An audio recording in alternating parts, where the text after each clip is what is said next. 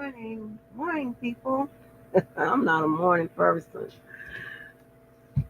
Oh my God. Y'all, I'm gonna tell you this. Today is going to be a bad customer service day. It will. I will be asleep. I shall. Surely shall. Eh, what up, Jess? You probably will. Jess, let me ask you a question, right? I know that you um know of Griselda Blanco. And I wanted to know that Medellin place that um you and her people are from, all y'all are from, whatever. Is it very poor over there? Did y'all have to struggle a lot at the Medellin in the Medellin? Huh? Huh? Is that, I think that's why you fight so hard for immigration because it gets all your people in, everybody. So y'all, just as my girl, make sure y'all vote for Kamala because that's the only way I think she's able to get all her people over here. Yep, they won't have to rent mopeds and smoke people on the back and shit like that.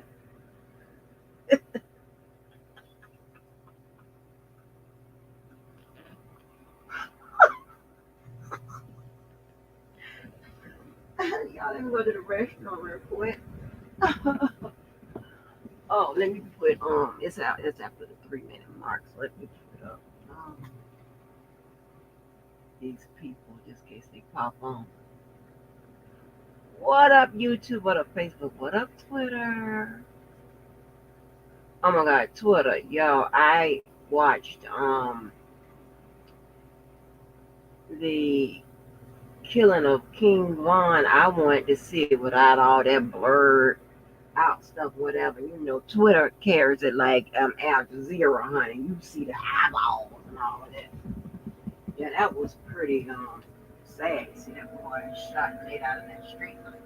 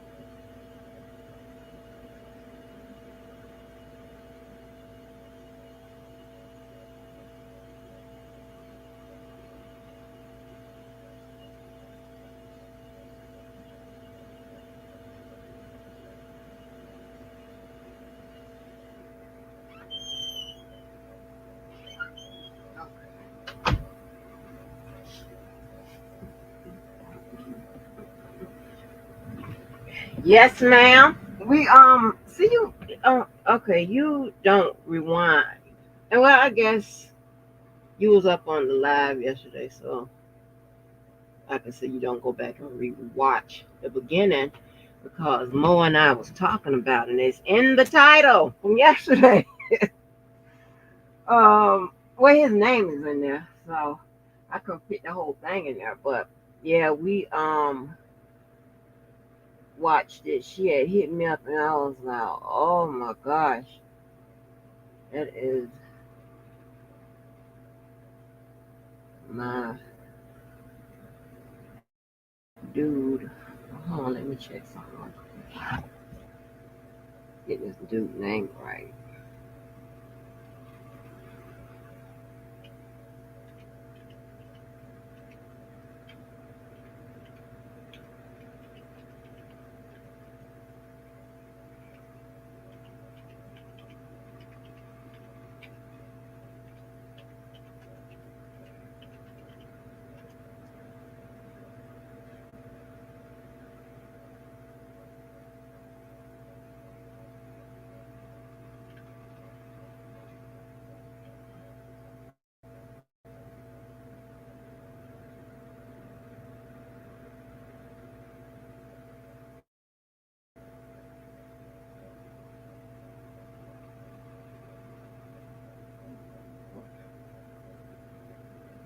Not John Draper.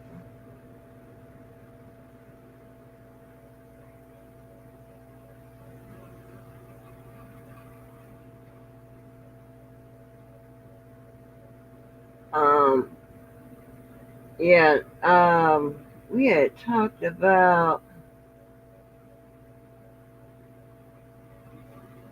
the hold on. She had hit me up and told me, "Oh, they're doing a thing on Chris." I was like, "Oh no!" So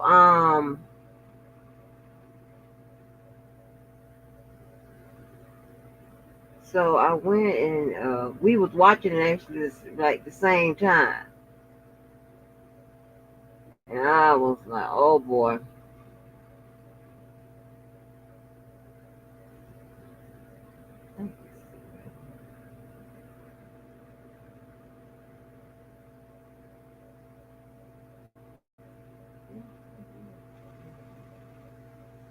Yeah. Ooh, you gonna go.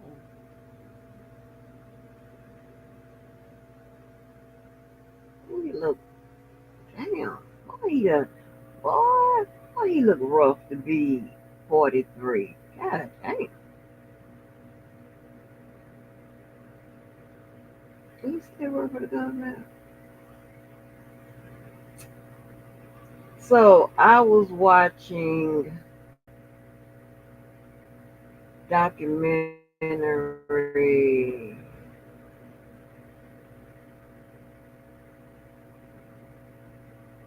This documentary is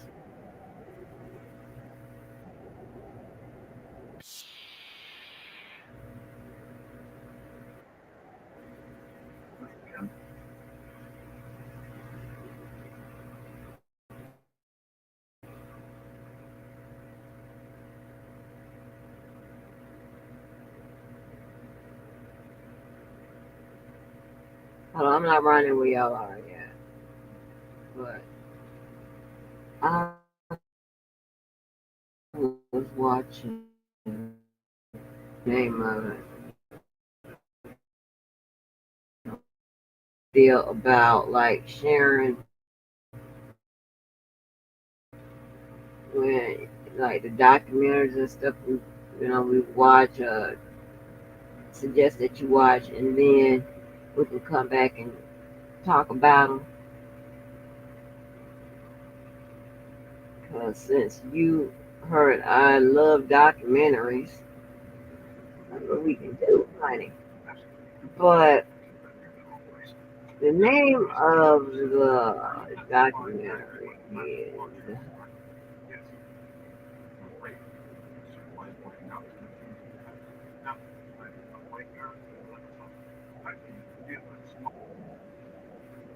Web of Make Believe, and it is episode 5 and 6.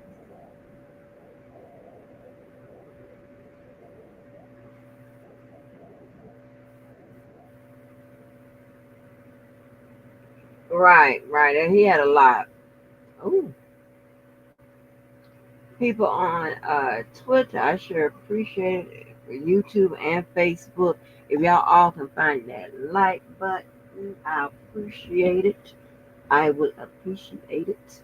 Thank you so very much. But so I don't know if you guys remember it was a live that started over here and then it ended up on Levi's, and it was with regards to R. Kelly, and he was talking about his Sixth Amendment, and I went and found that the Fourth Amendment could apply also in R. Kelly's situation, right? Well, um, that documentary that I just told you guys about, Web of Belief or something like that. And if you look at episode 5 and 6, right, I tell you guys about catching folks that commit financial crimes on the internet all over the world, and how you have to. It's just a lot of stuff that goes on, and I don't want to get into all that in more great detail because it's just like be like foreign language, right?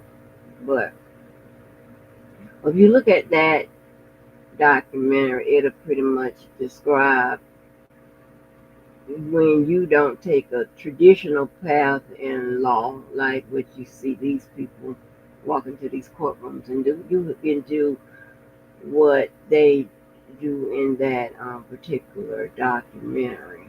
Um, they go into some detail about some things I've already talked to you guys about, how difficult it is to catch these people. And one false move of they think that you're not genuine, legit, whatever. So that's why sometimes you have to your profiles or whatever that you create, or they create for you. It is so similar, it has to be something that they can, verify or whatever. Because those criminals, they verify your ass before they work with you. And it really, and I want y'all to watch it because it really tells how, they go and find people to work with over the internet. And sometimes, you know, um, and the government, they would prefer that you work with them, meaning if they're undercover and you say you're undercover, right? And you put your shit out there in the dark web, or you put your shit out there on one of them boards, message boards, right? This was what was being used back in the day, and of course it got more modernized as the year um, went on. I've been gone for like 10 years, so but technology was always in the developmental states, right? So, and you put your shit out there, right? Hoping somebody bites or whatever, or word of mouth, like yeah, this person dope to work with or whatever, and you get in their little in their little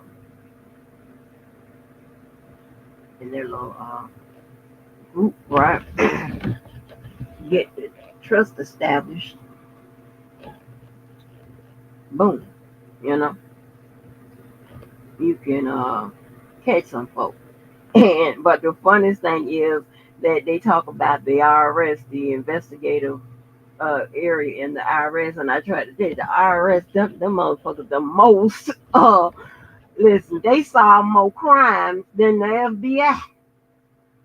Okay, you be like, I'm trying to tell you, and it's like you think that when you're hired, you're gonna do like one particular thing that's in that your resume or your schooling would pretty much suggest that you do. You get hired for a job that you qualify for.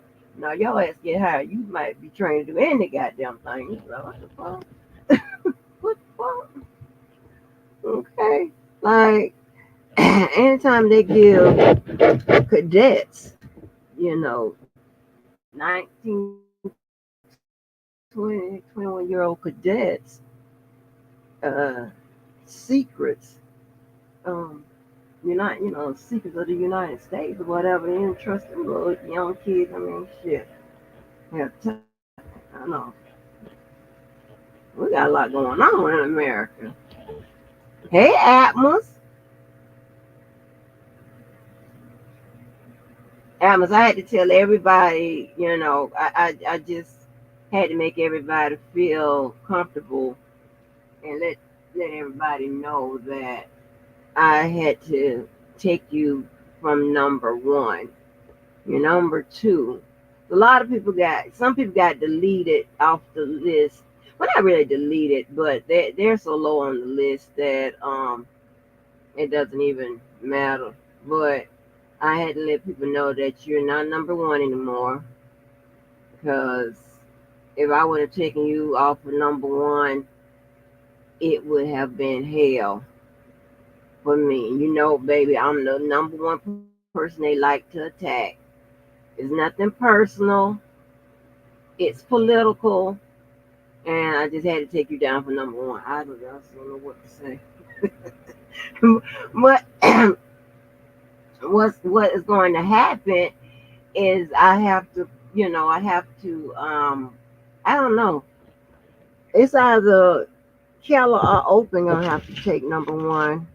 And if I put Open up there, they're gonna say, oh, she's showing favoritism. She's showing favoritism. So I don't.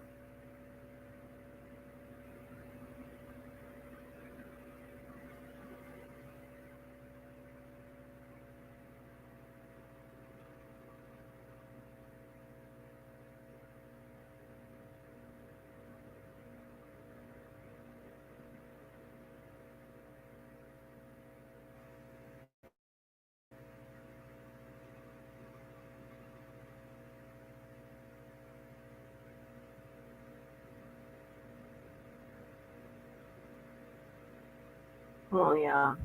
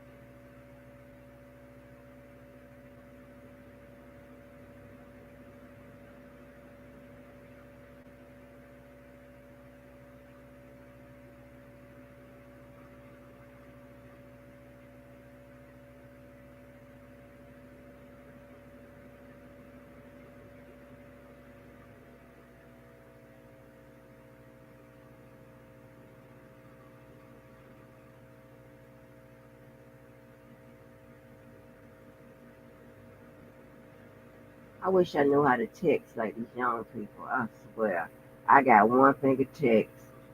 Be going on. Well, Atlas, how was I gonna justify you at number one? I couldn't do it. I tried, but it was like hell to the no. It was like so. It's how I'm probably gonna have to put Keller in your up there at number one. So you get your mind right. You gotta get your mind right. Maybe after the election, we revisit your rank. Okay. I know, Adams, you've been sitting pretty at number one for a minute, boy.